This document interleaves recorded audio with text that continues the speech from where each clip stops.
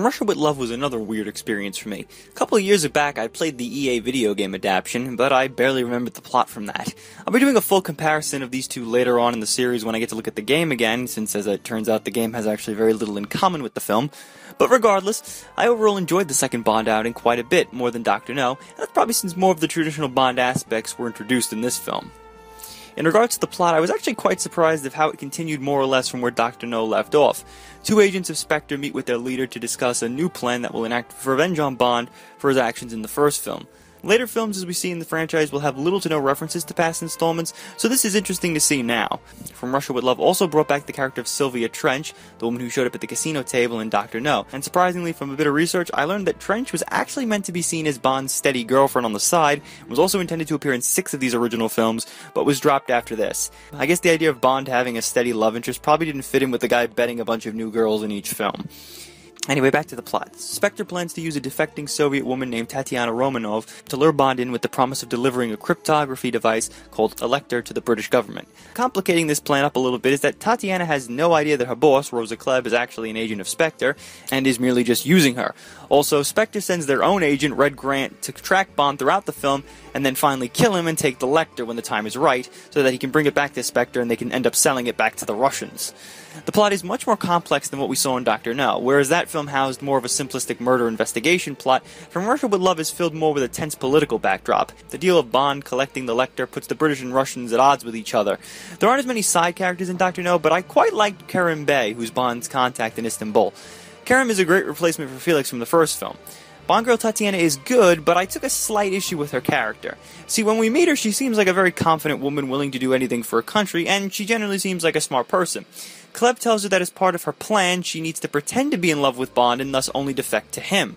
So once the two meet, she plays this part very well. However, when Bond learns the truth behind Spectre's plan, and thus what they were really doing with Tatiana, he never actually tells her the truth, and thus she never really drops this facade. Because of this, she goes the whole movie basically acting all lovey-dovey to Bond. I would have liked for Bond to tell her that he knew she was lying to him such that she could drop the play acting, and then perhaps fall for Bond for real. I mean, the way it is right now, I can't tell whether she's faking it the whole film, or whether she actually likes Bond by the end. The best character, again, aside from Bond, is the villain Red Grant. Unlike Dr. No, who hid in the shadows for much of the film and barely got any chance to shine by the end, Grant is front and center for the majority, and it makes him a much more viable threat to Bond. The great thing about this character is that he tails Bond for the first half of the film, causing all sorts of problems to complicate the mission. And their final confrontation on the Orient Express is even better than the finale to the first movie. Grant pretends to be Bond's contact to help him get out of the country with Tatiana, and before Bond figures out the truth, you're left in great anticipation as to what's going to happen next. This film also had a lot more humor to it. I particularly like the scene when MI6 is listening to Bond's intel tape with Tatiana about the Lecter. From another slot on the other side. The mechanism is...